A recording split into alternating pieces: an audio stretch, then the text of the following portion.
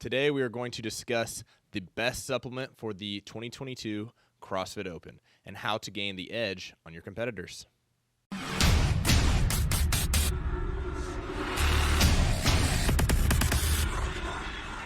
Before we reveal the supplement, we're going to go over some pros and cons. Lots of pros, not many cons. So there's no medical clearance needed for this substance. You don't need a doctor or a prescription or anything to take it. It's extremely cost efficient. It's very cheap. It's very abundant and highly accessible. It's super easy to get. It's pretty much everywhere. You can buy it. You can buy it almost everywhere. There's easy administration, so it's not hard to take, and there's a very low barrier to entry with this supplement. The cons are that it requires a lot of consistency every single day and personal responsibility to take the supplement. The supplement is dihydrogen monoxide, or H2O, and here's where our viewership drops off. It is water. Let's go over a few unique properties of water. This has nothing to do with performance, just for education. Water is made up of polar molecules, so they are highly attractive to each other. Water has the unique property of cohesion, the force that causes or allows like molecules to stay together. So when you pour a glass of water all the way to the top and it kind of bubbles at the top and doesn't spill over, it's cohesion. Surface tension, it is the second highest surface tension of all liquid substances, second to mercury. Now to continue, our bodies are made up of roughly 60% water by weight. This can vary based off of height, weight, gender, age. There's a lot of different things, but generally 60%. Our brains are roughly made up of 80% water. The bones in our body even contain a substantial amount of water. Water fills the space between our cells within our body. Chemical reactions require water. So the more energy you expend throughout the day, the more dependent you're going to become on water. So now we need to discuss dehydration, because taking water will improve your performance, but not having enough will make your performance extremely worse. So we have acute and chronic dehydration. For acute, we have a reduced blood volume and blood pressure. So this can cause decreases in strength and decrease in aerobic activity, both of which you need in the sport of CrossFit. Decrease in blood flow. So this isn't going to help us in workouts where we need to get a lot of blood flow, which is pretty much all of them. Decrease in sweat rate, so you're not going to be able to cool down as efficiently. Increase in core temperature, so now you're going to be getting hotter on top of that. And an increased rate of muscle glycogen use, so you're going to be using up more fuel than you need to perform such activity when you wouldn't need to use that much. We also have chronic dehydration. This is a gradual process, and it can take years before you even notice these symptoms occurring, and often that will lead to you not knowing that it was water. And you might think it's all these other things when it's just been years of neglect of drinking enough water. So we have digestive issues. This can be in absorption and waste removal. Skin quality, and not just the aesthetics, so not just what it looks like, also function. We got reduced energy levels, reduce kidney function, and there's many more that can start toppling over if you have other issues that might relate to this.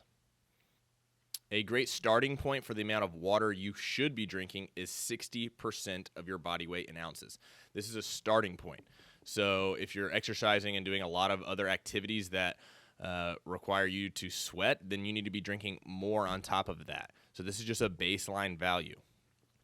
It might be easy to think that water isn't as important, but in terms of recovery and performance, water is extremely important. And those who neglect it will find themselves performing not as well. So it's easy to overlook, but it really needs to be taken seriously. And it's not all about supplements. Sometimes it's about the basics. Here I have written some possible tips or ideas that you can implement into your training or your daily life to help you improve water intake, as silly as that sounds. Some people just really struggle with getting water intake. Some of your clients might, some of you personally might. So number one is carry a large water container with you everywhere. This doesn't mean you have to carry around a bunch of gallon jugs of water, but even if you do, you shouldn't care what people think, and your health or your performance should come first. So carry a 64 ounce, water container or a large water bottle, and just always have it with you. And it's going to make it easier if it's always accessible. Take note of the amount of water you drink by writing it down. So if every time you finish your 28 ounce bottle or your 32 ounce bottle or whatever it is, or your 64, write it down that you had it. So then by 4 o'clock you have an alarm set every day, and you notice, okay, I'm at 85 ounces and I need 99 or I need 104, whatever it is. Then you know how much more you need to drink. Might make it easier, and you can create a little habit out of it. Start each day with drinking at least 1 glass of water. So first thing in the morning, just have it ready to go. So you can just knock out 12 ounces. This is really good for a lot of reasons, not just for creating habits of drinking more water. Add lemon or lime and or salt to your water for added taste, increase nutrients, and to add a little variety. If you just are, I hate the way water tastes, or if you're that kind of person, or if you're extremely privileged, or if you drink a ton of other drinks and water just isn't that good to you, maybe you can spice it up a little bit by adding a little, fruit, or adding a little salt to it to make it a little more tasty. And then for every substance that you drink that is not water, drink another added glass of water that day. So if you're going to drink, a glass of X, then have a glass of water right next to it, So you just have to kind of earn it, or you have to, you have to have balance with water intake, because you might be thinking, oh, this has water in it, but some of the nutrients or some of the properties of whatever you're drinking might take away some of that water, and it might not be for your body, or it might pass right through you. So just because it's a liquid doesn't mean you're getting water or you're getting hydrated.